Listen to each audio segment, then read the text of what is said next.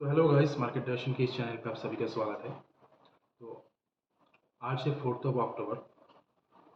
Market एक सुबह पे गैप डाउन पे ओपन हुआ था। गैप डाउन पे ओपन होने के बाद ही मार्केट ने स्टीप एक फॉल दिखाया था, वो कि निफ्टी बैंक निफ्टी दोनों इंडेक्स पे ही। सबसे ज़्यादा हम देखेंगे आज सेक्टरल इंडेक्स में, तो सबसे ज़्यादा जिसकी पिटाई हुआ था वो है निफ्टी पीएसयू बैंक का। और आईटी और एफएमसीजी आज काफ़ी देर तक निफ्टी को संभाल के रखा था, और आखिर में हम लोग एक बाउंस भी देखे, और वो Nifty and bank Nifty both में, लेकिन निफ्टी एकदम हाई पे आके बंद हुआ था। आगे चल के हम चार्ट में देखेंगे कौन सा किसका क्या स्ट्रक्चर है। तो चलिए शुरू करते हैं। सबसे पहले हम बैंक निफ्टी के चार्ट पे अगर हम देखेंगे तो बैंक निफ्टी एग्जैक्ट सुबह पे आज 43,856 पे एक सपोर्ट लिया था। जिस सपोर्ट मेनली एक शॉर्ट कवरिंग सपोर्ट है, क्योंकि मार्केट आज सुबह बहुत एक दो दिन से लगातार सेल ऑफ हो रहा था मार्केट। तो शॉर्टर टाइम फ्रेम में अगर आप देखेंगे तो मार्केट ऑलरेडी एक ओवरसोल्ड जोन पे था, जिसके लिए एक बाउंस यहाँ से बनता था। बाउंस भी हमको देखने को मिल गया, लेकिन अभी ये बाउंस, ये क्या ट्रेंड रिवर्सल है या फिर यहाँ से हम लोग आगे भी दोबारा फॉल हो सकते हैं। अगर दोबारा फॉल होगा तो लगभग कौन सी एरिया पे जाके ये फॉल हो सकता है, तो वही हम देखेंगे यहाँ पे। तो अभी मार्केट यहाँ से जहाँ से रिवर्स हुआ है, यहाँ से मुझे लगता है कि अगर आप ट्रेंड लाइन ड्रॉ करोगे चार्ट पे ना, तो ट्रेंड लाइन ड्रॉ करने के बाद आपको एक मूविंग एवरेज मिलेगा 1 आवर के टाइम पे में 20 मूविंग एवरेज, जिस लगता है 44,200 तक। तो मुझे ऐसा लगता है कि मार्केट यहाँ से 44,200 तक एक बार अटेम्प्ट करेगा, फिर वहाँ पे जाके प्राइस एक्शन को देख के डिसाइड होगा कि दोबारा मार्केट पे ये फॉल आएगा कि नहीं आएगा। तो फिलहाल एक बाउंस का हम लोग एक्सपेक्ट कर सकते हैं 44,200 तक बैंक निफ्टी पे। अगर निफ्टी की बात हम करेंगे तो निफ्टी आज एक बहुत ही अच्छा एक रिकवर दिया था, लगभग हम वी शेप रिकवर बोल सकते हैं। और आखिर में डेली कैंडल को अगर हम देखेंगे तो डेली कैंडल एक डोजी टाइप का फॉर्मेशन किया है, जिसको हम ड्रैगन फ्लाई डोजी भी हम यहाँ पर इसको बोलते हैं। लास्ट दिन का अगर मार्केट देखेंगे तो एक सपोर्ट से निफ्टी को हम लोग यहाँ पे सपोर्ट लेते हुए देख रहे थे, और आज ये सपोर्ट गैप डाउन पे ब्रेक हो गया। गैप डाउन पे ब्रेक होने के बाद ही तुरंत बाद ही ये मार्केट एक स्टीप फॉल दिखा दिया था। अब मुझे ऐसा लग रहा है कि ये जो ट्रेंड लाइन है, यानी जो सपोर्ट निफ्टी ने ब्रेक किया है, इसको दोबारा निफ्टी एक बार टेस्ट कर सकते हैं नीचे से। यानी अगर आप इसको देखेंगे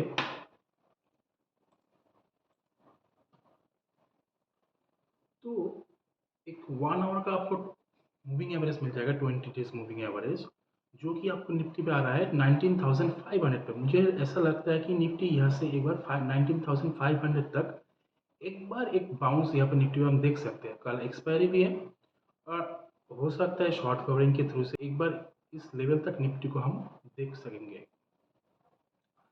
और आगे जो देखेंगे वो है फिन निफ्टी का। तो फिन निफ्टी में लगभग ऐसा कुछ स्ट्रक्चर बना नहीं है, क्लियर साइन कुछ बना नहीं है। 594 पे एक रेजिस्टेंस फिन निफ्टी को मिल रहा है। और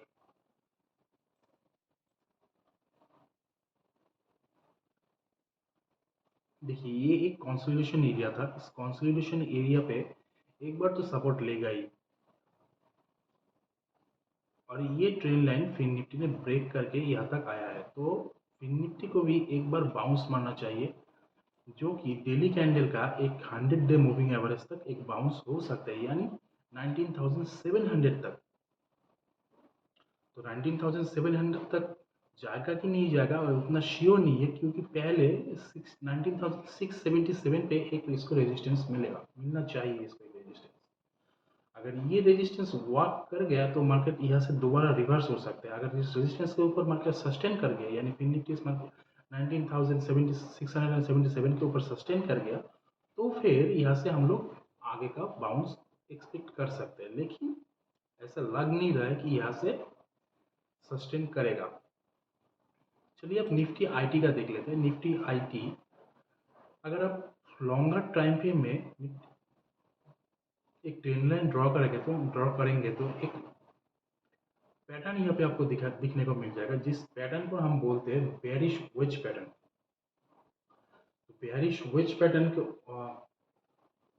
वेज पैटर्न पे बैंक निफ्टी आईटी चल रहा था, जिसका एग्जैक्ट रेजिस्टेंस था यहाँ से फिर यहाँ पे आके एक सपोर्ट लिया है, लेकिन अभी तक ये सपोर्ट को प्रॉपरली टेस्ट नहीं किया है। मुझे लगता है फिर से एक बार सपोर्ट को टेस्ट करेगा, लेकिन आज का जो कैंडल है डिसाइसिवली एक बहुत ही स्ट्रॉन्ग कैंडल है, क्योंकि अगले दिन लास्ट दिन का कैंडल पे ये पूरा इंगल्फ कर लिया था, इंगल्फ कर लिया। तो इसका मतलब इसका फॉलो थ्रू, मतलब यानी नेक्स्ट दिन पे हम लोग एक फॉलो थ्रू कैंडल भी यहाँ पे देखने को मिलेगा, जो कि आपको 32,200 पर आपका एक अगला रेजिस्टेंस इसको मिलेगा।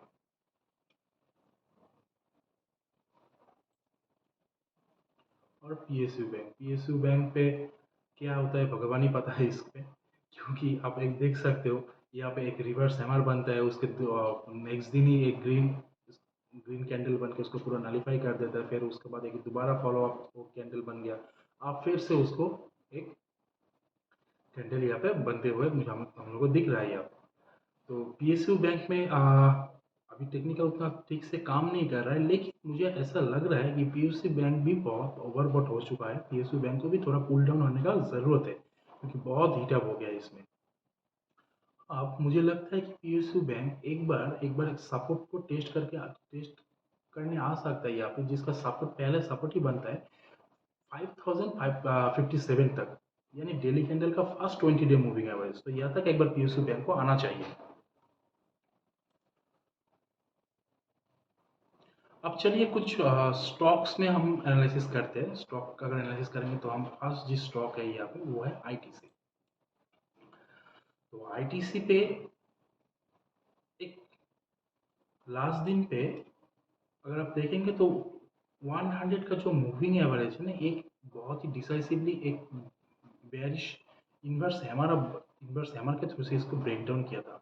तो इसका फॉलो थ्रू एक बेरिश कैंडल हमको देखने को मिलेगा, ये एक्सपेक्टेशन हम लोगों का था। अब ये जो फॉल हो रहा है ना, ये एक्सपेक्ट कहाँ तक हम कर सकते हैं, तो अब अगर ट्रेंड लाइन ड्रा करेंगे तो एक बहुत ही लंबा ट्रेंड लाइन होगा, बहुत ही स्ट्रॉन्ग ट्रेंड लाइन है ये। तो इस ट्रेंड लाइन में जो सपोर्ट दिखा रहा है आईटीसी का, तो वो है आपका 426 तक। तो यहाँ से लगभग 10 रुपये का आईटीसी पे फॉल और भी होता है यहाँ से। आप एक बार देखते हैं एसबीआई को। तो एसबीआई पे भी एक बेयरिश वेज टाइप का एक फॉर्मेशन आपको यहाँ पे देखने को मिलेगा चार्ट पैटर्न पे। और मुझे लगता है कि एसबीआई यहाँ से और एक बार 566 तक आना चाहिए यहाँ पे। अगर टेम्पररी एक बाउंस यहाँ पे शायद हो सकता है, क्योंकि ये वीकली कैंडल का भी एक सपोर्ट जोन है यहाँ पे 582 पे। अगर ये ब्रेक कर लेगा ना, ये ब्रेक करके एक दिन सस्टेन कर लेगा, तो फिर हम कंफर्म इसको 566 पे एक बार एसबीआई को देख देख पाएंगे। और मेजर एक बैंक है एचडीएफसी बैंक, एचडीएफसी बैंक को भी हम एक बार देख लेते हैं। तो वीकली टाइम फ्रेम पे अगर आप एचडीएफसी बैंक को देखेंगे तो एचडीएफसी बैंक एक नेगेटिव यानी बेयरिश ट्रायंगल पैटर्न पे था यहाँ पे। एक बेयरिश ट्रायंगल पैटर्न है जिसको एचडीएफसी बैंक लास्ट वीक पे एक बहुत डिसाइसिव कैंडल के थ्रू से इसको ब्रेक किया था। अब जो कर रहा है ये नीचे से एक बार टेस्ट कर रहा है इस ट्रेंड लाइन की, जो अब तक इसका सपोर्ट था उस अब ये इसका रेजिस्टेंस बन गया है। तो ये नीचे से एक बार इस रेजिस्टेंस को टेस्ट कर रहा है। तो उससे पहले ही आप अभी यहाँ पे अगर देखेंगे तो वीकली कैंडल का 100 डे मूविंग एवरेज है, जो कि पहले इसका सपोर्ट हुआ करता था, अब इसका रेजिस्टेंस बन गया। तो मुझे ऐसा लगता है कि ये 540 तक एक बार यहाँ पे आएगा, फिर हम लोगों को यहाँ पे देखने को मिलेगा कि ये 540 पे ये कैसा बिहेव करता है। अगर ये 540 पे ऊपर सस्टेन कर गया, फिर दोबारा हम इसको अप साइड पे देख सकते हैं। नहीं तो अगर ये सस्टेन नहीं करेगा तो फिर हम इसको एक एक और डाउनफॉल हम इसमें एक्सपेक्ट कर सकते हैं, जो कि है 14 मतलब 1420 तक। तो H D F C bank का ये है व्यू। अब चलिए ग्लोबल मार्केट को थोड़ा हम देख लेते हैं। ग्लोबल मार्केट का अगर आप देखेंगे तो नैस्डैक फिलहाल 0.7% पॉजिटिव पे है। यूएस जो फ्यूचर्स है, यूएस का फ्यूचर्स भी फ्लैट फ्लैट ट्रेड हो रहा है। और यहाँ पे एक ब्रेंट ऑयल पे एक बहुत लंबा एक आज का एक करेक्शन हुआ है यहाँ पे ब्रेंट ऑयल पे। तो ब्रेंट ऑयल का जो है ना, ब्रेंट ऑयल का डायरेक्टली हम लोग मार्केट पे, इंडियन स्टॉक मार्केट पे ब्रेंट ऑयल डायरेक्टली इम्पैक्ट करता है बैंकिंग स्टॉक्स को, या फिर हम लोग और भी बोल सकते हैं कि जो पेंट कंपनी है लाइक एशियन पेंट्स है, इसमें भी ब्रेंट ऑयल डायरेक्टली इम्पैक्ट करता है, क्योंकि ये बाहर से इंडिया तो बाहर से ब्रेंट ऑयल को इम्पोर्ट करता है। इम्पोर्ट करने तो इस जो पेंट कंपनी है ना, उस पेंट कंपनी को ये फ़ायदा होगा अगर ब्रेंट ऑयल का प्राइस वहाँ पे कम मिलेगा तो पेंट कंपनी पे हम लोग एक जैसे कि लाइक एशियन पेंट पे हम लोग एक बाउंस एक्सपेक्ट कर सकते हैं, और बैंकिंग स्टॉक्स में भी हम एक बाउंस को एक्सपेक्ट कर सकते हैं। तो ओवरऑल मार्केट पे डाउ जोन्स का अगर आप देखेंगे, डाउ जोन्स वीकली पे भी एक ट्रेंड लाइन को ब्रेक करके डिसेंट सा फॉल यहाँ पे दे दिया है यहाँ पे, जिसका अभी सपोर्ट से ये यहाँ पे एक सपोर्ट है, टेम्पोररी एक सपोर्ट है, इमीडिएट सपोर्ट है। तो इस इमीडिएट सपोर्ट से एक थोड़ा सा बाउंस करने का कोशिश यहाँ पे दिखा रहा है। मतलब अगर आप देखेंगे डेली कैंडल पे, स्मॉलर टाइम फ्रेम पे, तो आप यहाँ पे एक डोजी टाइप का फॉर्मेशन आपको देखने को मिलेगा। इतना करेक्शन होने के बाद तो एक यहाँ से छोटा सा बाउंस आना चाहिए, लेकिन ओवरऑल स्ट्रक्चर को आप देखेंगे ना, तो एवरी बाउंस पे सेल ही होगा, सेल ही हो रहा है। और यूएसडी आईएनआर को भी हम एक बार एनालिसिस कर लेते हैं। यूएसडी आईएनआर एक ट्रेंड लाइन की सपोर्ट में से सपोर्ट लेते हुए एक बार इस हाई को ब्रेक करने का कोशिश कर रहा है। अगर ये ब्रेक हो गया तो हम लोगों का बैंकिंग स्टॉक्स के लिए ये बहुत ही नेगेटिव न्यूज। अगर यूएसडी आईएनआर इंक्रीज होता रहेगा तो हम लोगों का जो आईएनआर है, आईएनआर वीक होता रहेगा। अगर वीक होता है तो हम लोग का आईएनआर, तो बैंकिंग स्टॉक्स में इसका नेगेटिविटी हम देख सकते हैं।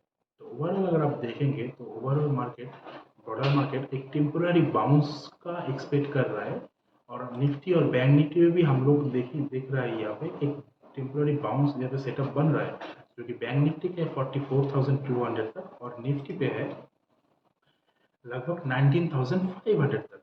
तो इस रेंज तक एक बार बाउंस हो जाने दीजिए, फिर उसके बाद यहाँ पे हम शॉर्टिंग कर सकते हैं प्राइस एक्शन को देख के, क्योंकि ओवरऑल जो अगर ग्लोबल मार्केट ही है ना, ओवरऑल ग्लोबल मार्केट एक सेल ऑन द बाउंस पे थीम पे ही चल रहा है। तो चलिए आज के लिए फिर इतना ही। अगर वीडियो अच्छा लगा है तो एक बार लाइक कर दीजिएगा, और चैनल पे आप नए हैं तो सब्सक्राइब कर दीजिएगा। अगर कोई भी आपका एक क्वेश्चन है, कोई भी कुछ क्वेश्चन है, स्टॉक रिलेटेड हो सकता है या फिर किसी भी इंडेक्स का कोई क्वेश्चन हो सकता है, तो आप वहाँ पे कमेंट्स बॉक्स में अपना क्वेश्चन को टाइप कर सकते हैं। और please make sure press the bell icon also.